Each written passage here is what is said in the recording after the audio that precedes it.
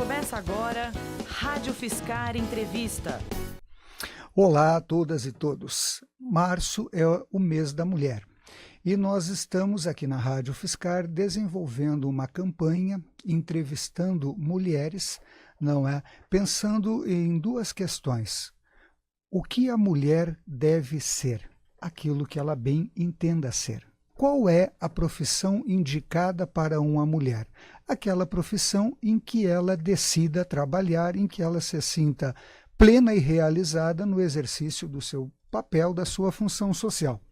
Nesse sentido, nós estamos tendo aqui a alegria de receber na Rádio Fiscar a professora doutora Ivone Mascarenhas, uma pesquisadora renomeada no Brasil, no exterior, e além de professora, de pesquisadora, ela é também mãe e desenvolve um trabalho muito significativo na USP de orientação, sobretudo a meninas, não é, que estão cursando aí a educação básica. E a professora Ivone gastou um tempo dela para vir bater um papo conosco e com os nossos ouvintes hoje. Professora, muito obrigado pelo teu tempo. Eu que agradeço a oportunidade de vir aqui falar um pouco com vocês sobre as coisas que a gente pensa sobre a atividade da mulher na sociedade, o papel que ela deve desempenhar. Perfeito. Professora, para iniciar eu te pergunto o seguinte: como foi desbravar um mundo bem mais patriarcal, mais masculino do que na nossa época, quando você se formou? Você se formou em Química, não é? E como foi desbravar e construir uma carreira como a que você construiu ao longo da sua trajetória pessoal? Muitas vezes me fazem essa pergunta e acho que esperam que eu fale de muitas dificuldades. Uhum. Eu diria que não tive. Foi tão interessante isso, porque a minha família, nós somos 3 irmãs. E tanto meu pai como minha mãe acreditavam muito que a educação era a coisa mais importante para a mulher se realizar, assim como os homens também, Claro. Mas em particular a mulher. Então todas nós 3 fomos para carreiras científicas e fizemos carreiras razoavelmente bem-sucedidas. Tivemos sempre o estímulo muito grande da família, o que eu acho que é a parte fundamental para o jovem poder se desenvolver bem, é ter o apoio da família naquilo que ele quiser fazer. Aliás, o meu pai sempre dizia, mas essa menina não está estudando demais? Porque eu tinha gosto por literatura e fazia naquela época o curso clássico. E resolvi entrar em Química. Então, com isso, eu tinha o curso clássico, que eu gostava muito, e dedicava muitas horas me preparando para o vestibular. Mas a minha mãe dizia, não, deixa, ela aguenta. E tudo bem, aguentei mesmo e não tive problema nenhum, graças a Deus. Que ótimo. Professora, e eu te perguntaria justamente, não só pesquisadora e docente muito bem-sucedida, mas você também é uma mãe muito bem-sucedida. Então, essa relação docência, pesquisa, ser mãe, fala um pouco sobre esse processo para nós, por favor. Eu tive a sorte de vir para São Carlos. Isso, sem dúvida, me ajudou muito, porque, principalmente quando eu tinha minhas crianças pequenas, essa cidade era bem menor do que ela é hoje. Uhum. Ainda é uma cidade relativamente pequena, mas naquele tempo era mais ainda. Fui abençoada com pessoas maravilhosas que cuidaram das minhas crianças enquanto eu trabalhava, das quais eu tenho muita saudade, algumas até já se foram. Então, eu pude conciliar, morando bem pertinho da USP, a vida da família com a vida profissional. E quando viajei, sempre levei meus filhos junto comigo.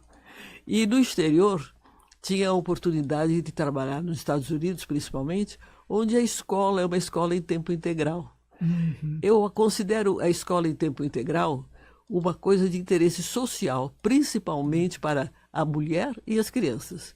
As crianças podem ficar num bom ambiente o dia inteiro praticamente, e a mãe vai buscá-las no fim da tarde, onde ela dá o acompanhamento familiar, o carinho e tudo mais. O que não acontece no Brasil, infelizmente. A criança, muitas vezes, principalmente nas classes menos favorecidas, vai para uma escola por tempo limitado, meio período, e depois quem cuida dessa criança? Se a mãe trabalha, em geral é um trabalho exaustivo, que ela tem que fazer durante o dia inteiro, às vezes pode até fazer em casa uma parte do trabalho, isso já não existe mais, inclusive. Em geral, ela tem que trabalhar fora. E cada vez mais o trabalho da mulher não é só como realização para ela, profissional, é também uma necessidade de manter o orçamento familiar adequado para... E das classes mais modestas, das classes mais pobres, é mais só para dar alimentação para os filhos.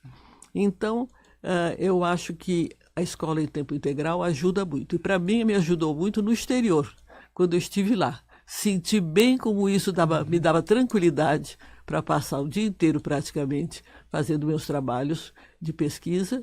E para as crianças foi ótimo também, porque eles ficavam muitíssimo bem cuidados.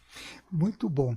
Professora, e a senhora desenvolve um trabalho de orientação com outros professores lá da USP para o pessoal do ensino médio, da educação básica em geral, não é? Eu diria que o meu instituto tem essa preocupação. Vários docentes do meu instituto ou fazem ou fizeram, se preocuparam com o ensino médio. E fundamental também. Então, eu tenho esse trabalho como pesquisadora, colaboradora do IEA, Instituto de Estudos Avançados, e também do Instituto de Física. Eu acho que esse é um trabalho que é um trabalho de formiguinha, porque o problema da educação no Brasil, principalmente para a grande massa, é um problema enorme, dificílimo de resolver, reconheço. É preciso muita criatividade mesmo, e muito amor, e muito desejo de resolver o problema, principalmente das classes que estão, a classe política, né, que domina o país lá em Brasília, e também das secretarias de educação estaduais. Eu acho que ainda não alcançamos uma boa solução. Estamos sempre em busca de uma solução melhor. E o que nós podemos fazer é um trabalho que atinge, sei lá, talvez algumas centenas de estudantes, mas isso diante da grande massa de estudantes é muito pouco. Mas você não pode deixar de fazer o pouco só porque você não pode fazer o total. Então, acredito que algum benefício sempre resulta para as crianças que participam dos nossos projetos. Excelente. Professor, eu te pergunto mais. Em relação às mulheres especificamente, tá? Nessa faixa etária aí do ensino médio, etc., quais são os grandes problemas que você tem visto aí ao longo dessa pesquisa, desse trabalho desenvolvido? Olha, eu diria que, a meu ver, é uma falta de conscientização do que foi a luta feminina para conseguir os direitos que nós temos hoje.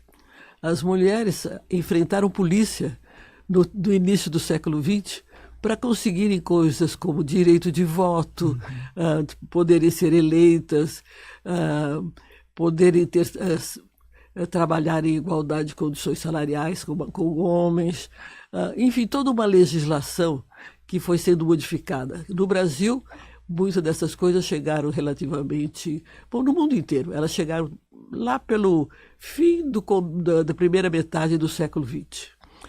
Então, o que acontece é que a cultura da qual a mulher está inserida ainda é a cultura no começo do século XX, só que as mulheres, muitas mulheres hoje em dia, pensam que os direitos são pequenos direitos, não os grandes direitos.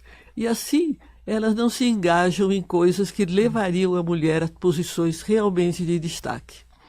Eu vejo, por exemplo, sempre quando falam, tem tão pouca mulher no Congresso, eu digo, quem votou nas mulheres? As mulheres todas votaram em candidatas mulheres? Não, provavelmente não. Talvez até muitos homens votaram, e as mulheres não apoiam muito. Então, falta à mulher reconhecer os seus direitos e usá-los, e não pedir socorro. Eu acho que isso é a pior coisa que tem. Mulher sempre querendo, porque me abusam, porque eu sou assediada. Se você for assediada de qualquer forma, no trabalho, em qualquer lugar, você tem que resistir. Você não tem, você pode ficar até com um pouco de revolta contra aquelas que se utilizam desse assédio, às vezes, para finalidades que não são as melhores. Mas, de qualquer maneira, a mulher tem que se empoderar desses direitos que ela tem, lutar por eles, exercê-los principalmente. Exercer conscientemente o seu direito em relação a todos os aspectos da vida. Como, por exemplo, no caso de meninas, saberem exatamente o que significa uma gravidez precoce, que é uma coisa que limita muito o futuro da menina, por muitas razões. Então, ela tem que imaginar o que é o relacionamento dela com um namorado. Ele gosta de mim mesmo ou ele está só querendo se aproveitar de mim?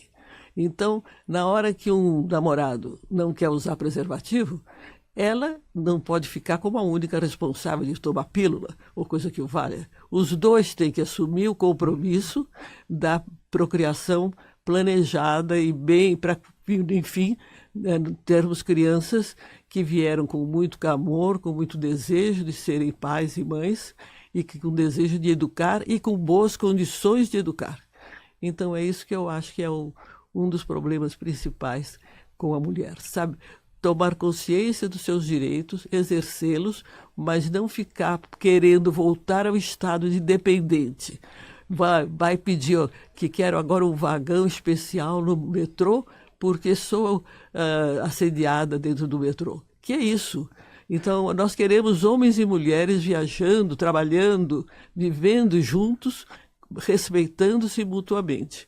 E só essa convivência sadia é que poderá levar essa sociedade feliz que nós queremos. Muito bom. Professora, antes de nós encerrarmos a entrevista, eu gostaria de fazer uma pergunta, que é o que temos hoje, enquanto seres humanos, homens, mulheres, para comemorar no dia 8 de março. E, por fim, eu vou te pedir para deixar uma mensagem às nossas ouvintes e aos nossos ouvintes também.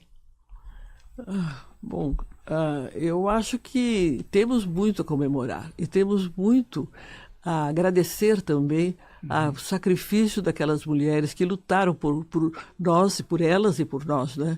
E que, em muitos casos, conseguiram até o apoio masculino, como, por exemplo, o caso da Rosa Parks, que lutou pelo direito dos negros, né, sendo uma mulher, enquanto a maioria dos homens estava se conformando em ceder o lugar no ônibus para quem de direito, digamos assim.